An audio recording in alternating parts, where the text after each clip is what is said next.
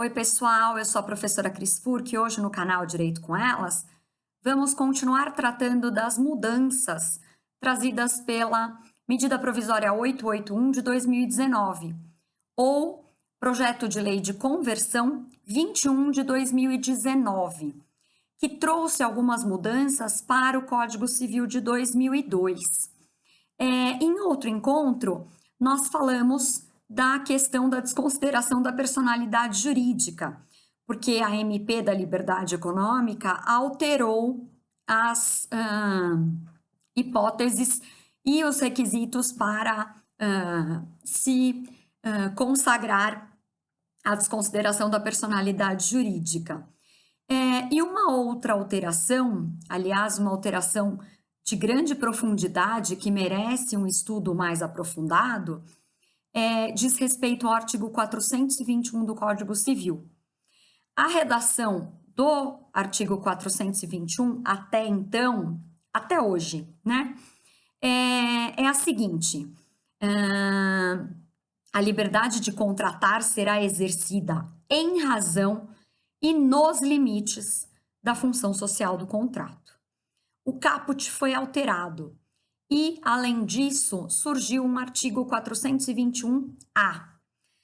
O caput foi alterado porque foi tirado esse em razão da função social do contrato.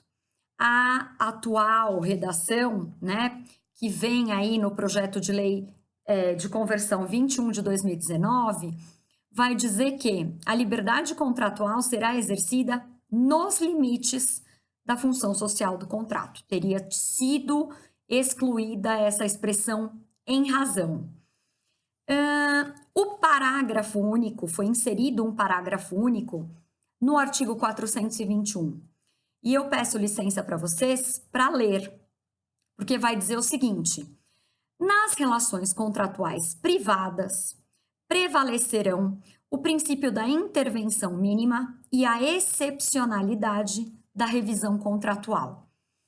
Significaria dizer que as hipóteses em que o Estado pode intervir na liberdade de contratar terão que ser hipóteses somente excepcionais. O que quer dizer? Pelo fenômeno do dirigismo contratual, que nós já estudamos em outras oportunidades, o Estado direciona a vontade das partes contratarem.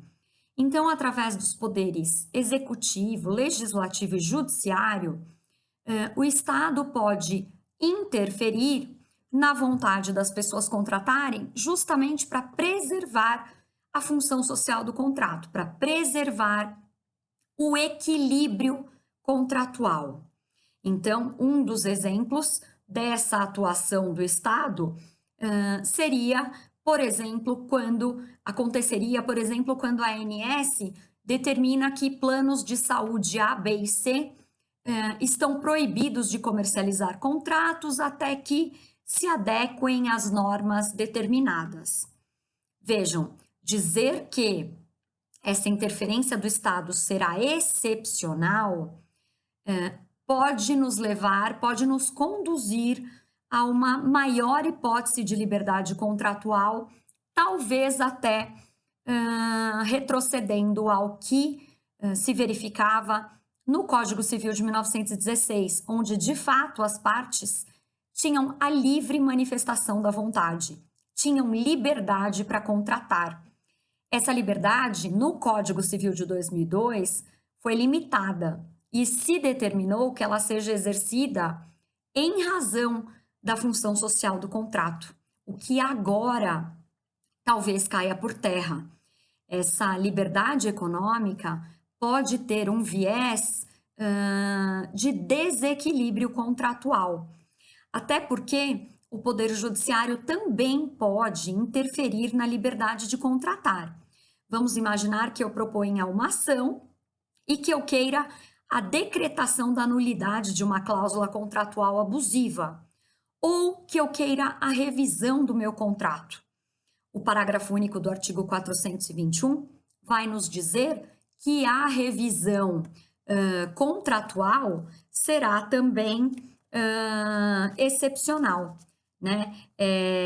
Então, isso significaria dizer que, tão somente em hipóteses excepcionais, poderia ser revisto ou modificado o conteúdo do contrato, o que pode vir a limitar esse dirigismo contratual, limitando essa interferência do Estado para a preservação do equilíbrio contratual.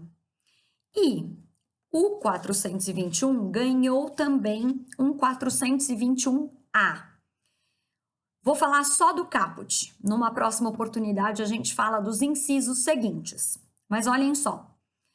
O 421A vai dizer: os contratos civis empresariais presumem-se paritários e simétricos, até a presença de elementos concretos que justifiquem o afastamento dessa presunção, ressalvados regimes jurídicos previstos em leis especiais.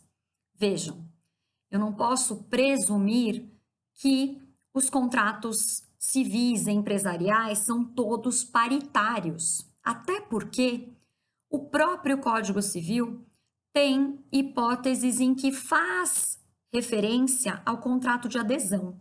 O contrato de adesão é exatamente o contrário do contrato paritário. O contrato paritário é aquele em que existe equilíbrio entre as partes. Se o próprio Código fez referência ao contrato de adesão nos artigos 423 e 424, significa dizer que se admite, sim, contratos civis e empresariais regulados pelo Código Civil que não são paritários e simétricos.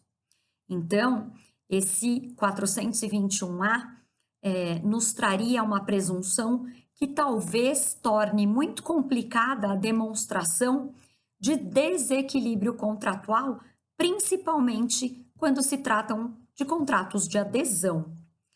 Pessoal, no próximo encontro a gente continua falando das alterações do Código Civil, sobretudo no artigo 421. Um beijo e até o próximo encontro!